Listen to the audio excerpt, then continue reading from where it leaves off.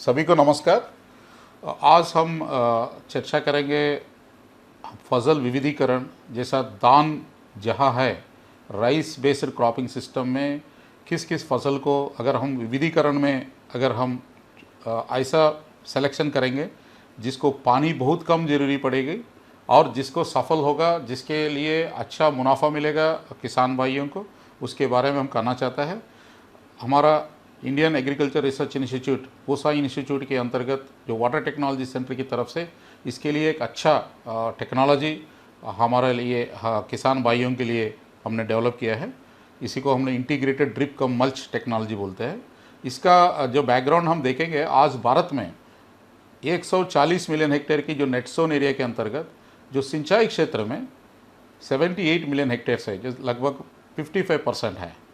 लेकिन इसके अंदर में ये पानी जितना भी हमको मिल रहा है, इसको किस किस फसल को देंगे, तो जलवायु परिवर्तन में जो पानी का जो शॉर्टेज हो रहा है उसको कैसे हम सामने करेंगे, तो उसमें ऐसा फसल चाहिए जो दान खरीफ में करे और रबी सीज़न में दान के बाद ऐसा फसल चाहिए जिसको बहुत कम समय में उसका जो जीवन चक्र कंप्लीट हो और जिसको कम पानी ज़रूरत पड़ेगा। तो उसी के अंदर में हमने देखा जो बेबी कॉर्न, जिसका अभी कल्टीवेशन अच्छी तरह से वेस्टर्न उत्तर प्रदेश से लेके महाराष्ट्र, कर्नाटका, आंध्र प्रदेश और बहुत राज्यों में बहुत अच्छी तरह से इसका कल्टीवेशन के लिए बहुत अच्छी तरह से प्रॉस्पेक्ट है, किसान भाइयों कर रहा है। लेकिन इसको और भी अधिक स्तर करने के लिए अच्छा टेक्नोलॉजी चाहिए, उसमें वाटर मैनेजमेंट का भी बहुत अच्छा भूमिका है।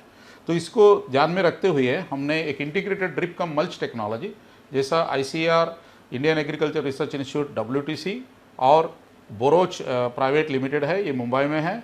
ये इन्होंने जो मल्च मटेरियल हमको जो सप्लाई किए थे, हमने इसको मल्च मटेरियल के साथ और ड्रिप को इंटीग्रेट करके जैसा पानी का जो ऑपरेशन लॉस होता है उसको कम कराया और उसके साथ जो पानी जो है बहुत कम मात्रा में अच्छी तरह से जैसा ड्रिप पद्धति में जो टपक सिंचाई में दिया जाता है, तो उसमें वाटर यूज एफिशिएंसी को अच्छी तरह से हमने देखा था, एक्सपीरियंस किया, और न्यूट्रिएंट यूज एफिशिएंसी भी बहुत अच्छी तरह से ये होके इसका जो पैदावार जो है बहुत अच्छी तरह से आया है।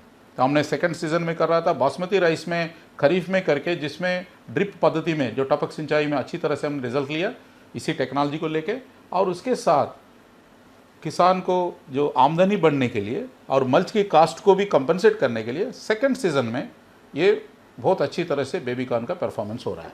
और दूसरा चीज़ ये भी मैं कहना चाहता हूँ, बेबी कॉर्न को विंटर मंथ्स को छोड़ के आप हर समय में इसको अच्छी तरह से कल्टीवेशन कर सकते हैं, क्रॉपिंग सिस्टम्स में अच्छी तरह से इसका फिटिंग कर सकते हैं, सो दैट आपको अच्छी तरह से फार्मर को मुनाफा मिलेगा।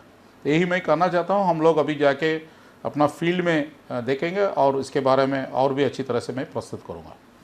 हाँ, जैसा मैंने पहले बता रहा था, जो बेबी कॉर्न का कल्टीवेशन में मुख्य रूप से जो जल प्रबंधन से कैसे हम लोग टेक्नोलॉजी का अच्छी तरह से उपयोग लेना है, सदुपयोग करना है, उसके लिए अभी हम फील्ड में दिखाना चाहते हैं।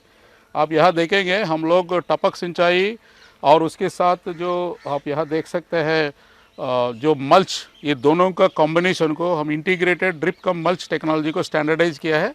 ICAR, IRI, WTC और बोरोच प्राइवेट इंडिया लिमिटेड मुंबई मिल के इसका एक्चुअली कॉन्ट्रैक्ट रिसर्च प्रोजेक्ट में हम लोग कर रहा है। अच्छी तरह से इसका रिजल्ट्स आया है।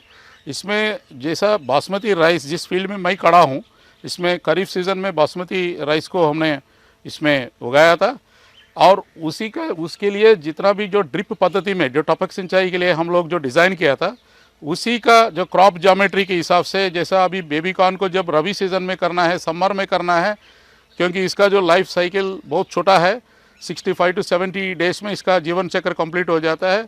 नहीं, इसमें इस तरह से जो बासमती राइस के बाद जो बेबी कॉर्न करने में इसका पानी का कम हुआ और मुनाफा के लिए हिसाब से उनको ज़्यादा हुआ, क्योंकि बासमती राइस और इसको दोनों को मिला के जो फ़ायदा जो होता है, पैदावार जो होता है, इसको आप इकोनॉमिक्स में कन्वर्ट करता है, जो मल्च की कास्ट को ये ऑटोमेटिकली कंपनसेट करके उनका रिटर्न्स बढ़ाता है। और मुख्य रूप से मैं इस फील्ड का जो रिज़ल्ट को बताना चाहता हूँ, टपक सिंचाई और उसके साथ जो ड्रिप की जो कॉम्बिनेशन, और इसके साथ इसको थोड़ा रेज्ड बेड में इसको प्लांटिंग करते हैं, जैसा हमने यहाँ इस फील्ड में देख सकते हैं। इसका जो एडवांटेज बहुत अच्छा है। अगर हमने जब ड्रिप पद्धति यूज़ नहीं करके ओनली मल्चिंग करता है तो इसका इतना पैदावार नहीं आता है। अगर इसको ओनली एक ही पद्धति को यूज़ करेंगे तो किसान भाइयों को पैदावार इतना नहीं मिलता है। लेकिन ये इंटीग्रेटेड मल्च में बहुत अच्छी तरह से इसका पैदावार मिलता है। हमने देखा अपना एक्सपेरिमेंट में मिनिमम 10 से 15% पैदावार जो है बेबी कॉर्न का ये इंटीग्रेटेड ड्रिप कम मल्च में ओनली ड्रिप पद्धति से जो आता है उससे ज़्यादा आया है। हमारा जो इंटीग्रेटेड ड्रिप कम मल्च पद्धति में सदुपयोग इस तरह से मिला कि इसका जो खरपतवार जो है जो मल्चिंग के कारण वो पूरा नियंत्रण हो गया और वाटर यूज एफिशिएंसी बहुत अच्छी तरह से इसमें बढ़ गया। न्यूट्रिएंट यूज एफिशिएंसी भी जो हम लोग जो ड्रिप इरिगेशन की पद्धति के द्वारा जो न्यूट्रिएंट्स को दिया था जो फर्टिगेशन के द्वारा, तो इसके कारण न्यूट्रिएंट यूज एफिशिएंसी भी बढ़ गया। तो इसका फाइनल रिजल्ट जो है अच्छी तरह से नेट इकोनॉमिक रिटर्न्स जो है फार्मर्स को अच्छी तरह से मिला है। तो ये इंटीग्रेटेड मल्च टेक्नोलॉजी का बहुत अच्छी तरह से किसान भाइयों को लेकर जाना है। वेस्टर्न उत्तर प्रदेश से लेकर महाराष्ट्र, आंध्र प्रदेश जैसा तमिलनाडु, कर्नाटका, हर जगह में इसका बहुत अच्छा प्रॉस्पेक्ट है। तो इसको प्रमोट करने के लिए हम लोग ये जो टेक्नोलॉजी को बहुत आगे लेके जाने की आवश्यकता है। बहुत धन्यवाद।